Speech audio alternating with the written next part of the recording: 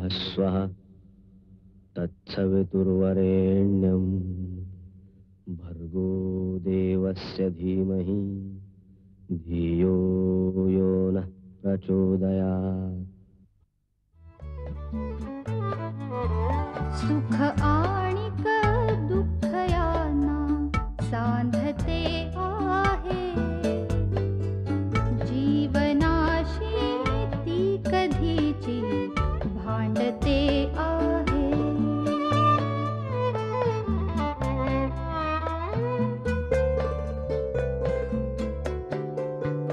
दोन डोळ्यांनी मुक्याने बोलताना ती वेगळे काहीतरी बघ सांगते आहे।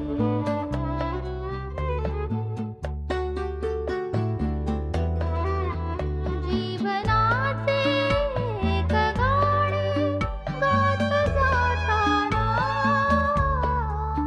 वेगळीशी चाल त्याची बांधते आहे। जीवनासाठी जणू ही अकस्मिता, सुखाणिक दुःख वेडी अवंतिका।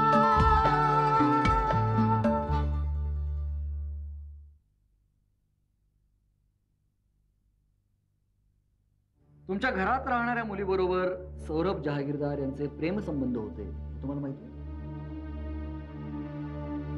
अभिषेक जहागीरदार, तुमच्या घरामध्ये राहणाऱ्या मुलीबरोबर तुमच्या भावाचे प्रेम संबंध होते हे तुम्हाला माहिती आहे का?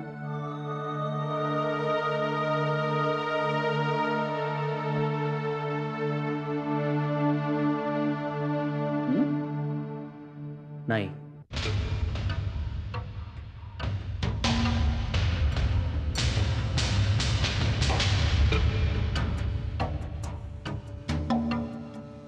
Point to be noted your. समजा जर घरात प्रेम प्रकरण सुरू असतं तर ते माझ्या अशिलाच्या भावाला किंवा आईला समजलं नसतं. पण ठीक आहे, पण प्रेम प्रकरण होतं असं मानायला काही हरकत नाही. मानायचं कशाला? तुमच्या आशिलांनी तशी कबुलीच दिली आहे. ओके ओके, पण मला एक सांगा की त्यांचे त्या मुलीबरोबर शारीरिक संबंध होते असं तुम्हाला कधी आढळून नाही? म्हणजे असं कधी तुम्ही पाहिलं? मला याची कल्पना नाही. म्हणजे तुमच्या मते त्या दोघांचे कसलेही संबंध नव्हते? सांगितलं ना, मला माहित नाही. That's all your witness. Mister Abhishek Jahagirdar, शेवटी जहागीरदार घराण्याचेच वंशज आहात तुम्ही. तुमच्या घरामध्ये काय चाललेलं याची तुम्हाला अजिबात कल्पना नव्हती? माझं म्हणणं असं आहे, हे तुम्हाला लग्न आधीपासून माहिती होतं आणि तरीही तुम्ही ही माहिती लपवून ठेवली. कारण लपवणं, फसवणं हे तुमच्या रक्तातच आहे. तुमच्या समोर या गोष्टीची किती वेळा चर्चा झाली. आपल्या भावाचं वागणं तुम्हाला पटत नव्हतं म्हणून तुम्ही असंख्य वेळा त्याला समजावण्याचा प्रयत्न केला. दरवेळी तुम्ही आरोपीची बाजू घेतली.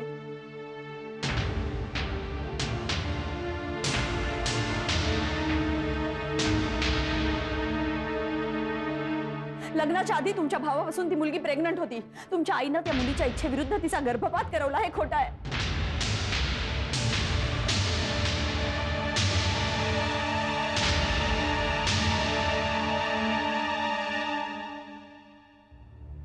लग्नाच्या पहिल्या रात्री सुद्धा तुमचा भाऊ त्या मुलीकडे गेला होता हे खोटं आहे.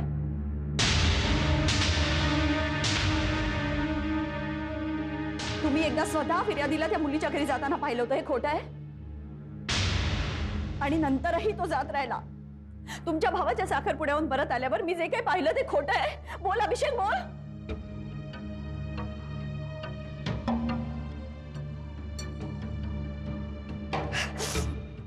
विसरलात तुम्ही मिस्टर अभिषेक? त्यानंतर काय झालं? तुम्हीच अवंतिकेला सोडायला तिच्या माहेरी गेला होतात. इतकं होऊनही अवंतिकाने तिची मुलगी तुम्हाला सोपवली होती, विसरलात?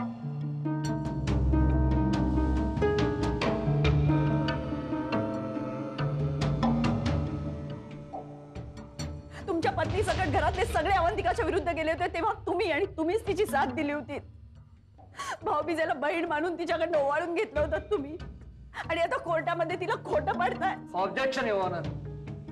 साक्षीदारावर भावनिक दबाव आणून त्याच्याकडून काही गोष्टी वधवून घेण्याचा प्रयत्न सुरू आहे. Objection sustain. Thank you. Sorry my lord, मी विसरले होते की कोर्टमधल्या आर्ग्युमेंट्स मध्ये भावनांना स्थान नसतं. नो मोर क्वेश्चन्स.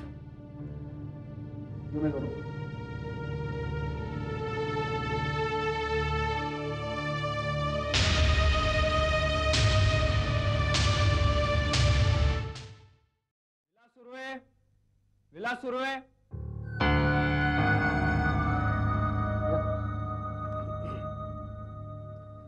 आपलं नाव? विलास सुर्वे. काय शपथ घ्या. 33 कोटी देवाची शपथ घेऊन सांगतो, खरं तेच सांगन, खोटं बोलणार नाही. बरं विलास सुर्वे, तुम्ही त्या मुलीचे काका बरोबर आहे ना? होय. व्यवसाय काय हो आपला? आता म्हणजे आमच्या मैथिलीच्या कारखान्यात, तिच्या खेळाच्या कारखान्यात मॅनेजर आहे मी. नाही नाही, त्या पूर्वीचा व्यवसाय काय होता तुमचा? नाही आठवत नसेल तर मी सांगतो. चोऱ्या करणे, खंडण्या वसूल करणे, धमकी देणे, हाच तुमचा पूर्वीचा व्यवसाय होता ना?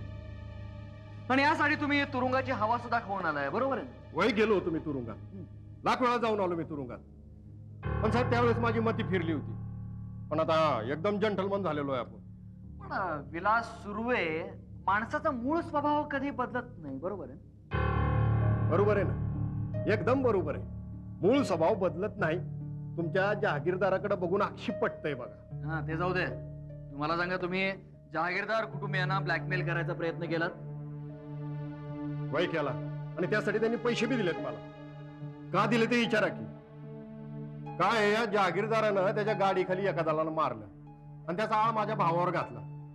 त्याची तर जिंदगी बरबाद केलीच केली, वर माझ्या पुतणीची बी जिंदगी बरबाद केली. आणि एवढं होऊन वर मला होता पैसे देत होता. कारण काय, तर त्याला भीती होती की मी ही गोष्ट वहिनी साहेबांना सांगन म्हणून. काय साहेब, मी केलेल्या गुन्ह्याचा पाडा वाचून कशाला कोर्टाचा तुम्ही टाइम घालवताय? काय साहेब, एखाद्या गुन्ह्याबद्दल सजा भोगलेल्या माणसाला त्याच गुन्ह्यासाठी परत कोर्ट काय सजा देत नाही. मला काय सजा देणार नाही तुम्ही? काय जज साहेब? बघा, मुद्द्याचं बोला विलास. जज साहेब, एखाद्या गुन्हेगाराला सुधारायची संधी कोर्ट सुद्धा देत. मी तर सुधारलोय, आता वकील साहेबांचं काय बिघडतंय? मला एक सांगा, तुम्ही तुमच्या पुतणीचे आणि सौरभ जहागीरदार यांचे संबंध होते, हे कशावरून म्हणता तुम्ही? जज साहेब, माझी पुतणी आधी त्यांच्याच घरात राहत होती. नंतर यांनी तिची व्यवस्था दुसऱ्या ठिकाणी केली. तर तिथं ह्या माणूस सारखा सारखा यायला लागला हो. घडी घडी फोन करायला लागला. माझ्या पुतणीच्या माग सारखा गोंडा गोळणारा हा माणूस लग्न झाले एकदम बदलला हो. तिला भेटायचं बंद केलं त्यांनी. Point to be noted your honour. अहो कसला पॉइंट आणि कसलं काय साहेब, पुढे आहे का? आता बायको बाळातपणाला गेल्यावर परत ह्याच्या माझ्या पुतणीकडे चक्र सुरू झाल्या ना. दोघींना फसवलं त्याने, आणि बायको परत आल्यावर परत यायचं बंद. अहो साहेब, आता तर अशी परिस्थिती आहे, बायको हातची जाती म्हटल्यावर ही तरी राहायला पाहिजे, म्हणून माझ्या पुतणीच्या मागं लागायला लागलाय. हे तर काय नाही साहेब, माझ्या पुतणीचं लग्न करायचं म्हणतो मी, तर तिच्या होणाऱ्या नवऱ्यावर यांनी हल्ला करावला बघा. माझं कसलं क्रिमिनल रेकॉर्ड काढताय? ते जागीरदाराचा रेकॉर्ड काढा, मी देतो ना पुरावा. वहिनी साहेब द्या, जज साहेबांना कॉपी. Objection your honour. बघा, मिस्टर शेखरवर कुणी हल्ला केलाय हे अजूनही सिद्ध झालेलं नाहीये. हो, म्हणजे त्या माणसाचं नाव शेखर होतं, त्याच्यावर हल्ला सुद्धा झाला. फक्त तो कोणी केला हे अजून सिद्ध झालेलं नाही. मला फक्त इतकंच म्हणायचं युअर ऑनर, की कुठल्याही साक्षीदाराने असा कोणताही पुरावा हजर केलेला नाही की ज्या आधारे सौरभ जहागीरदार यांचे लग्नबाह्य संबंध होते असं सिद्ध होईल. That's all your honour. Your witness please. माझं सगळं काम तुम्हीच केलेत ॲडव्होकेट साहेब, त्यामुळे नो मोर क्वेश्चन्स. आपण जाऊ शकता. माझे पुढचे साक्षीदार आहेत नील आपटे. नील आपटे. नील आपटे.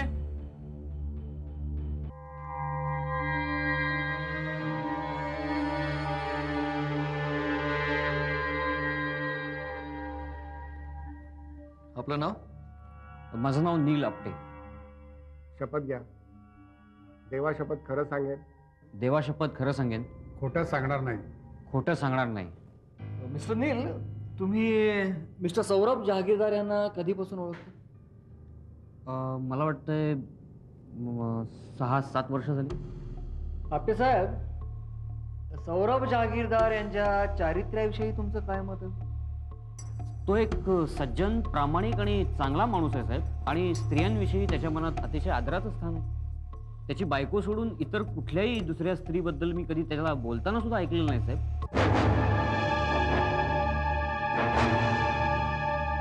मी तर त्याची एक पत्नीव्रत राम अशी टिंगल करतो मी. अच्छा आपटे साहेब, मला एक सांगा, सौरभ जहागीरदार यांचे लग्नापूर्वी किंवा लग्नानंतर कुठल्या स्त्रीशी विवाहबाह्य संबंध होते का? नाही म्हणजे तुम्ही सतत त्यांच्या बरोबर असायचा म्हणून विचार. हो, एक तर मी त्याचा अतिशय जवळचा मित्र आहे, एक विश्वासातला माणूस आहे. तो मला कधीच कुठेच सोडून गेला नाही. फक्त फक्त काय?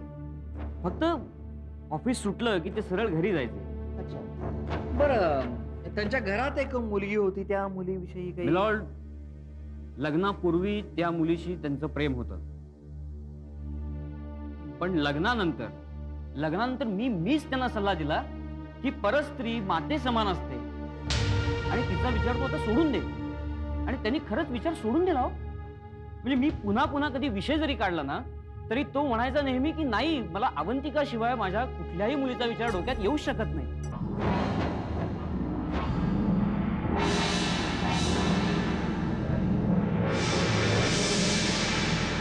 That's all your honor. Your witness, please. Mister Neel, mister Saurabh Jagirdar आणि ती मुलगी तुमच्या फ्लॅटवर भेटत होते, हे खरं आहे? नाही हो, माझं घर म्हणजे काही मीटिंग प्लेस नाही ना सर. अहो पण काउन्सिलिंगच्या वेळेला बोलला होता तुम्ही की काय सांगू मिलॉर्ड, दीक्षितांच्या बाजूने साक्ष दिली नाहीस तर तुझं तंगड तोडीन अशी विलास सुर्वेनी मला धमकी दिली साहेब. मग त्या बाजूने मला साक्ष द्यायला लागली ना तेव्हा तशी. तुम्हाला सौरभ जागीरदारांनी कामावरून काढून टाकलं होतं, हे खरं आहे? नाही, कुणी सांगितलं? मी नोकरी सोडली साहेब. मी सोडली नोकरी कारण मला स्वतंत्र धंदा करायचा होता, व्यवसाय स्वतंत्र करायचा होता. मला काढून नाही टाकलं कोणी. कसला धंदा? लोकांना ब्लॅकमेल करण्याचा का त्यांच्यावर प्राणघातक हल्ले करण्याचा? मिलॉर्ड, साक्ष देणारी व्यक्ती ही गुन्हेगार नसावी, आदर्श आणि सच्चरित्र असावी असा जर कायदा असेल तर या माणसाची साक्ष ही कोर्टाने ग्राह्य धरू नये, कारण हा माणूस अटेम्प्ट टू मर्डरच्या गुन्ह्याखाली जेलमध्ये होता. नाही पण युअर ऑनर, हा आरोप आता मागे घेतला गेलेला आहे. पण केस अजून चालू आहे. कुणी सांगावं, विलास सुर्वेंवर पण दबाव आणला गेला असेल केस मागे घेण्यासाठी?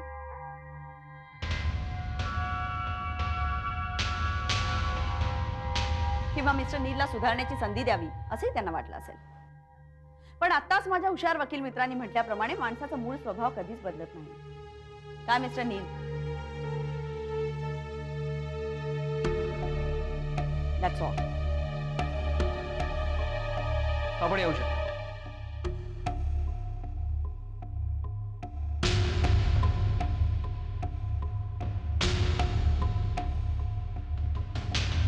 माझ्या पुढच्या साक्षीदार आहेत रुक्मिणीबाई शिंदे.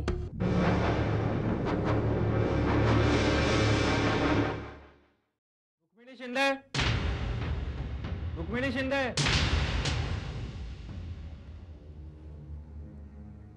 रुक्मिणीबाई, एकदम शांतपणे न घाबरता उत्तर द्या.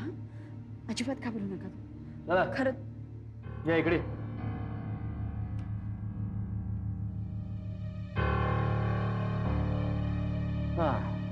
नाव काय तुमचं? रुक्मिणी शिंदे. बाई बोला.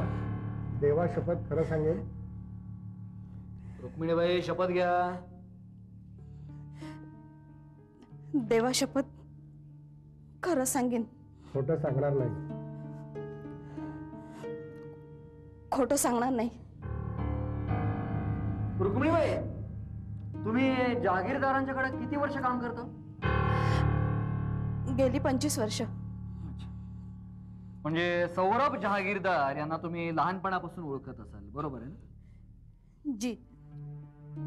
कसा हो त्यांचा स्वभाव? चांगला आहे. सौरभ जहागीरदारांना बऱ्याच मित्र, विशेषतः मैत्रिणी होते का? नाही म्हणजे फार काही कोणी नव्हतं. आणि तुमच्या घरातल्या त्या आश्रित मुलीबरोबर सौरभ जहागीरदारांचे संबंध कसे होते? अहो, बोला ना. चांगले होते. त्यांचं प्रेम संबंध होते आणि लग्नानंतर सुद्धा ते संबंध चालू होते. हे खरंय? नाही म्हणजे तुम्ही तसं कधी बघितलंय का? हा? नाही.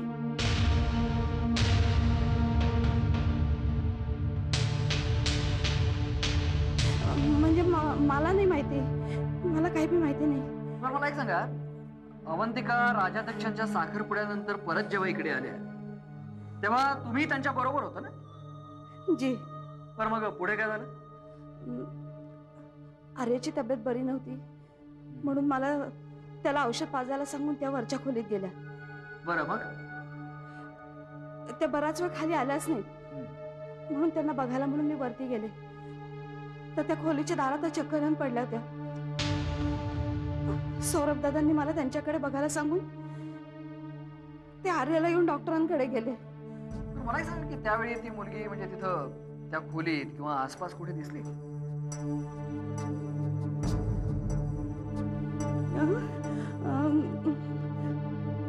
नाही.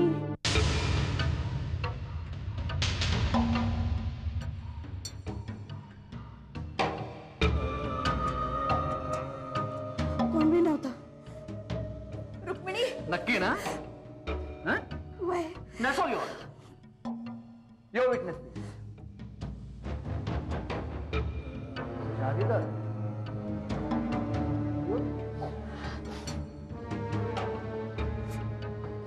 रुक्मिणीबाई, तुम्ही गीतेवर हात ठेवून शपथ घेतली आता की तुम्ही खरं तेच सांगाल, खोटं बोलणार नाही. रुक्मिणीबाई, मैथिली आणि सौरभचे आमच्या लग्नाच्या आधीपासूनचे संबंध होते हे तुम्हाला माहिती होतं आणि तरीही तुम्ही मला सांगितलं नाहीत. तुम्ही तेव्हा गप्प बसलात, खाल्ल्या मिठाला जागला होतात तुम्ही. आजही तसंच करताय.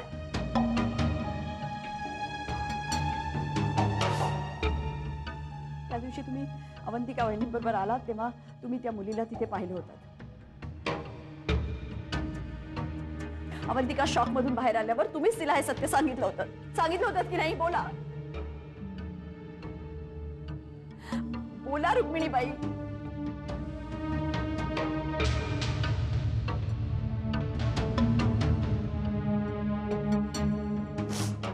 त्यानंतरही पदोपदी तुम्ही माझी अवंतिकाची मदतच केली होती.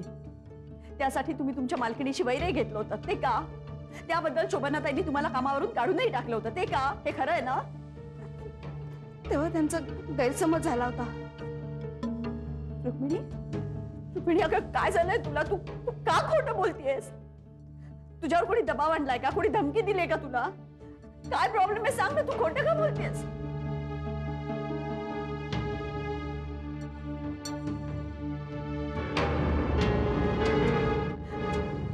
तुला कोणी पैशाची लालूच दाखवली आहे का? बोल ना रुक्मिणी, प्लीज बोल. तुझी साक्ष खूप महत्वाची आहे, बोल. युअर ऑनर, पुन्हा पुन्हा तेच प्रश्न विचारले जात आहेत. रुक्मिणी अगं अजून वेळ आहे, प्लीज खरं बोल रुक्मिणी, प्लीज. शांत व्हा. रुक्मिणीबाई, तुम्ही जाऊ शकता.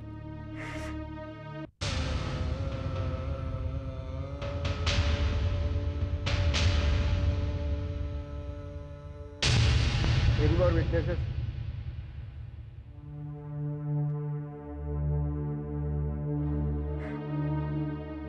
युअर ऑनर, आतापर्यंत झालेल्या कुठल्याही साक्षीदाराच्या साक्षीवरून हे सिद्ध होत नाहीये की सौरभ जहागीरदार आणि मैथिली सुर्वे यांचे शारीरिक संबंध होते. ही घटना प्रत्यक्ष पाहणारा एकही साक्षीदार कोर्टासमोर हजर करण्यात आलेला नाहीये आणि यावरून हेच सिद्ध होते की सौरभ जहागीरदार हे निष्कलंक आणि शुद्ध चारित्र्याचे आहे. या सर्व साक्षीदारांचा आणि घटनांचा विचार करून कोर्टाने योग्य तो निर्णय द्यावा. धन्यवाद.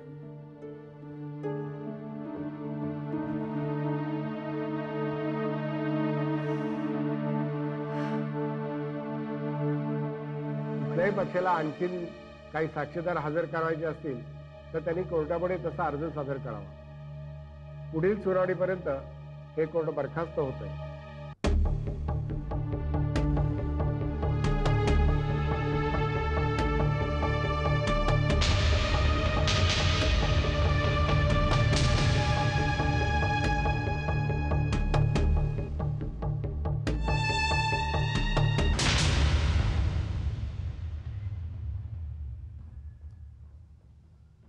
अभिचं एक वेळ मी समजू शकते बाबा, पण रुक्मिणी जी या सगळ्या प्रकाराला साक्षी होती तिने असं फिरावं? त्याहीपेक्षा मला आश्चर्य वाटतं ते अभिषेकचं. मला पूर्ण खात्री होती ग तो तुझ्या बाजूने बोलेल म्हणून. आम्ही तर आवाकच झालो. म्हणजे मला काही कळतच नाही तो असं, तो आहे कुठे, मला बोलायचं त्याच्याशी. मी समजू शकते त्यांनी असं का केलं असेल, पण हे बरोबर आहे का अवंती? तू त्याला भाऊ म्हणायचीस ना, वागला तो भावासारखा. शेवटी स्वतःच्या भावाशी रक्ताचं नातं ना. नाही तरी मला त्याच्याकडनं ही अपेक्षा नव्हती.